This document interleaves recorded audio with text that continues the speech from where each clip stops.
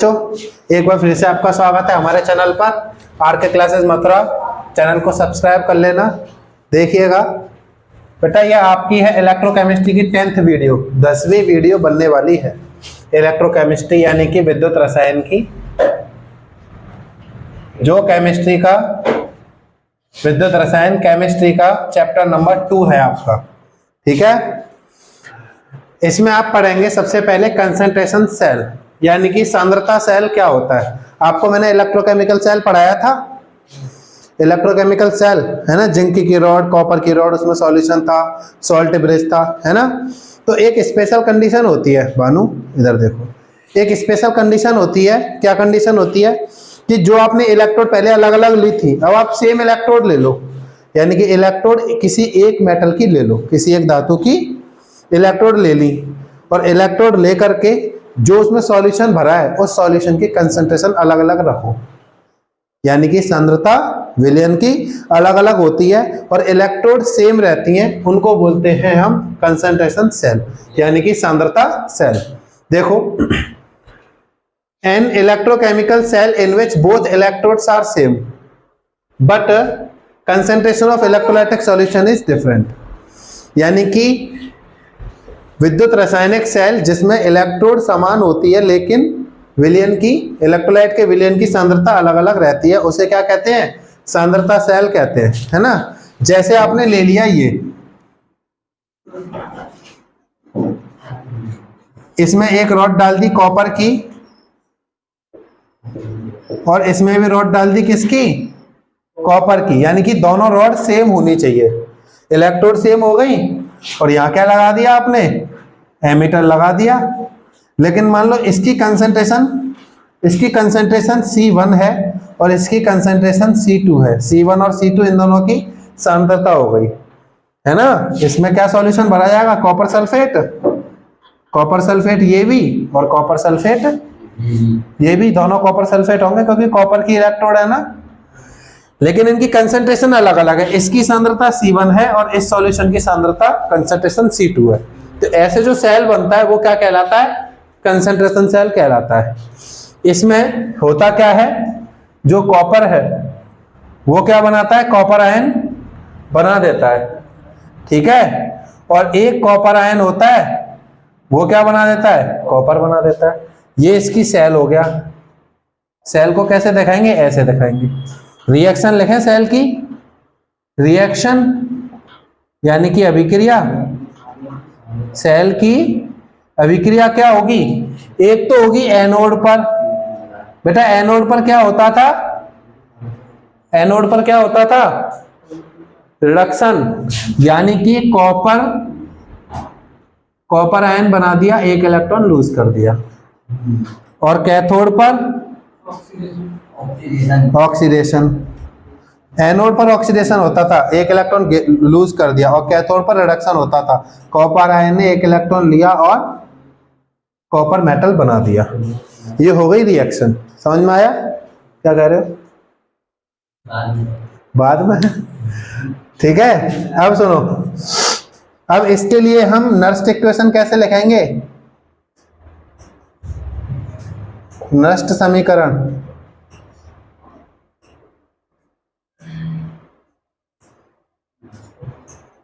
कल Nernst equation पढ़ी थी, क्या पढ़ी थी? E equal to E0 minus 2.303 RT upon NF, है ना। और log KC, यहां क्या होता है? यहां आता है log C1 अपॉन C2, है ना। C1 अपॉन C2 क्या है? ये इसकी कंसंट्रेशन और इसकी कंसंट्रेशन, ठीक है। C1 क्या है? कंसंट्रेशन है, कंसंट्रेशन। समझ में आया? बस, तो आप ये वाला फॉर्मूला उसमें लगा देंगे जब इलेक्ट्रोड सेम हो। कंसंट्रेशन सेल समझ में आया? कंसंट्रेशन सेल किसी को कोई डाउट तो नहीं है? कंसंट्रेशन सुनो, एक जल्दी से समझ लो। कंसंट्रेशन सेल क्या होता है? एक ऐसा इलेक्ट्रोकेमिकल सेल यानी कि विद्युत रासायनिक सेल होता है जिसमें सेम इलेक्ट्रोड यानी कि समान इलेक्ट्रोड रखी जाती हैं और विलयन की सांद्रता अलग अलग होती है। जैसे इसका और इसका सॉल्यूशन की कंसंट्रेशन C1 और C2 हो गई सांद्रता, और कॉपर की रॉड ये है, कॉपर की ही रॉड ये है, रखी गई है। अगर अलग अलग कंसंट्रेशन नहीं रखेंगे तो रिएक्शन नहीं होगी ना, फिर इसलिए अलग अलग रखते हैं। हाँ, कंसंट्रेशन सांद्रता, ये इसका गाढ़ापन कम है, इसका गाढ़ापन ज्यादा है, ऐसे। ठीक है, यहां तक नोट कर लीजिए, फिर आगे बढ़ते हैं।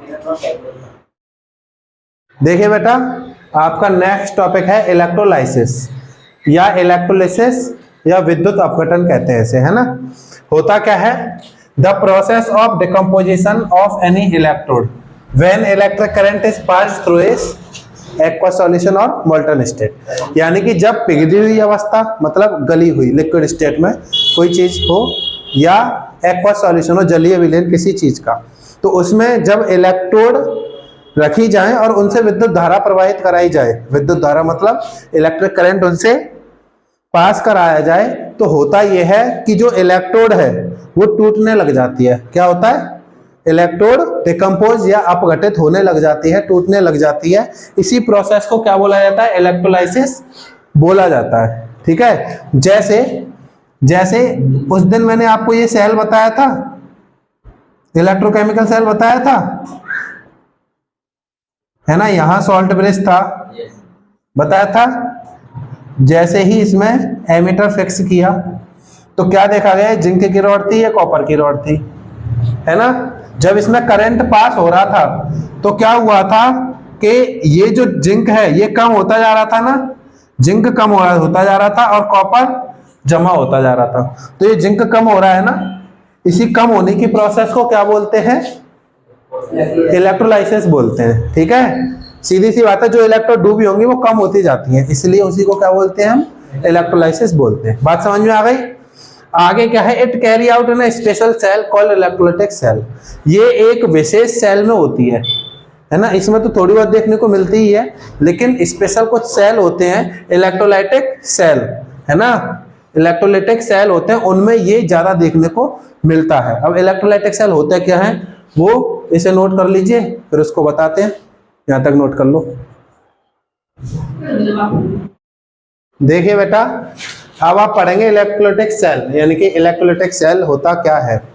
अभी आपने वो इलेक्ट्रोलाइसिस बताया था, है ना, विद्युत अपघटन क्या होता है, तो उसमें मैंने आपको बताया इलेक्ट्रोलाइटिक सेल है वो चीज जिसमें इलेक्ट्रोलाइसिस देखने को मिलती है क्या, ये इलेक्ट्रिक एनर्जी को केमिकल एनर्जी में बदल देता है, यानी कि विद्युत ऊर्जा को रासायनिक ऊर्जा में बदल देता है।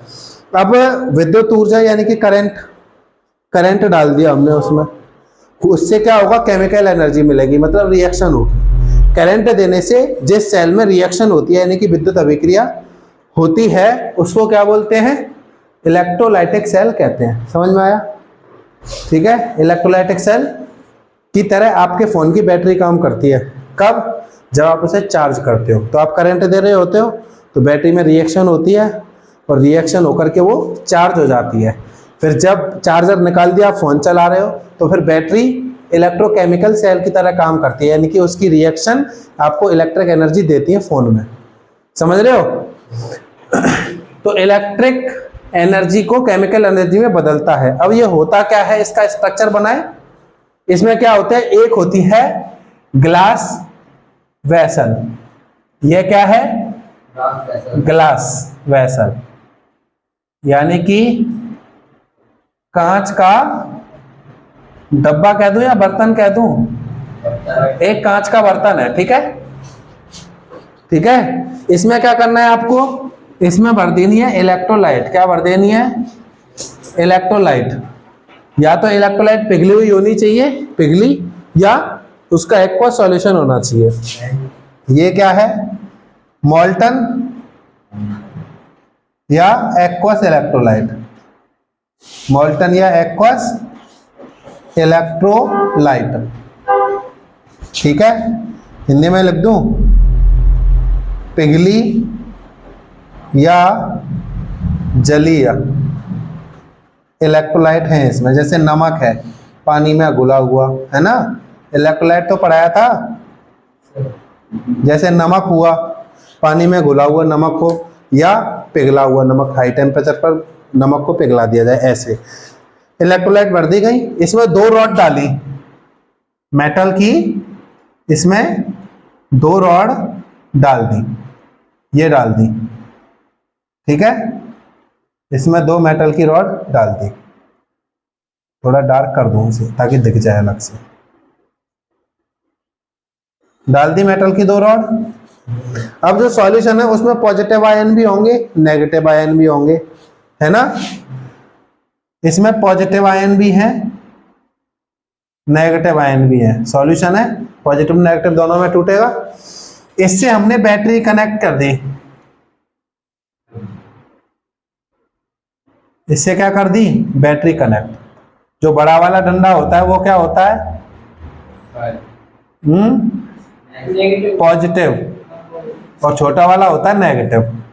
जो नेगेटिव है वो एनोड, ये है एनोड, और जो पॉजिटिव है वो कैथोड, ठीक है। इलेक्ट्रोलाइटिक सेल में एनोड होता है नेगेटिव पोल, ये नेगेटिव पोल है, और ये कैथोड है पॉजिटिव पोल। अगर ये नेगेटिव है तो पॉजिटिव वाले आयन इसकी तरफ जाने लग जाएंगे, है ना, और नेगेटिव वाले इसकी तरफ जाने लग जाएंगे, जाने लग जाएंगे। अब एक बात बताओ, कोई चीज पॉजिटिव है उसे क्या चाहिए, इलेक्ट्रॉन चाहिए, उसे इलेक्ट्रॉन चाहिए ना, और नेगेटिव है वो क्या करेगा, इलेक्ट्रॉन देगा, इलेक्ट्रॉन देगा। तो इस पॉजिटिव में तो इलेक्ट्रॉन की कमी होगी और इस नेगेटिव में इलेक्ट्रॉन ज्यादा होंगे, तो ये पॉजिटिव आयन यहां जाकर के इलेक्ट्रॉन ले लेंगे और ये इलेक्ट्रॉन दे देंगे। यानी कि यहां पर हो जाएगा इलेक्ट्रॉन लेने की वजह से कौन सी रिएक्शन होगी, यहाँ रिडक्शन, और यहाँ ऑक्सीडेशन। तो यहाँ लिख लेना, यहाँ क्या होगा, ऑक्सीडेशन, क्योंकि नेगेटिव वाले इलेक्ट्रॉन जाकर के दे देंगे वहां, यानी कि यहां होगा उपचयन, और यहां क्या होगा, रिडक्शन, रिडक्शन यानी कि अपचयन। अब इस चीज को हमको लैंग्वेज में लिखना है, इस चीज को लैंग्वेज में लिखना है, यानी कि क्या, नहीं संरचना नहीं लिखेंगे, संरचना तो संरचना है, बना दी ये नहीं, सब चीज लिख तो दी इसमें हमने। क्या करेंगे, फंक्शन, जो इसके काम है, कैसे काम करता है इलेक्ट्रोलाइटिक सेल, कैसे काम करता है वो चीज हम इसके फंक्शंस में लिख देंगे। कैसे करता है यहां बता दिया ना, तो क्या लिखेंगे इसके पहले पॉइंट में, when electric current pass through solution या थ्रू इलेक्ट्रोड्स, ठीक है। क्या लिखेंगे, इलेक्ट्रोड से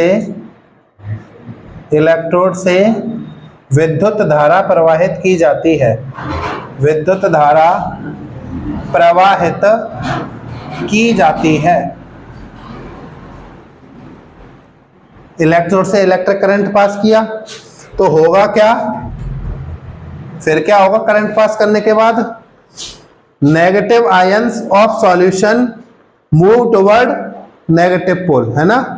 क्या लिखेंगे, positive ions of solution move towards negative pole, moves toward negative pole. Negative pole क्या है, एनोड, ठीक है। हिंदी में लिख दूं, धनात्मक आयन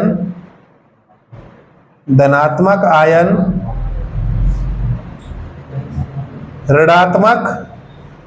ध्रुव मतलब एनोड की ओर जाते हैं, की ओर जाते हैं। अब होगा क्या, एनोड वाली रिएक्शन यहां लिख दूं, एनोड पे क्या होगा, रिडक्शन बाय गेन इलेक्ट्रॉन या बाय गेनिंग इलेक्ट्रॉन्स। एनोड पर क्या होगा, इलेक्ट्रॉन ग्रहण करके अपचयन होगा, ठीक है। अब तीसरे पॉइंट में क्या होगा, जो नेगेटिव हैं आयंस वो पॉजिटिव पोल की तरफ जाएंगे, negative ions move towards positive pole, यानी कि ऋणात्मक आयन धनात्मक ध्रुव की तरफ जाते हैं, धनात्मक ध्रुव की ओर जाते हैं। वहां क्या है? कैथोड है। वहां क्या है? कैथोड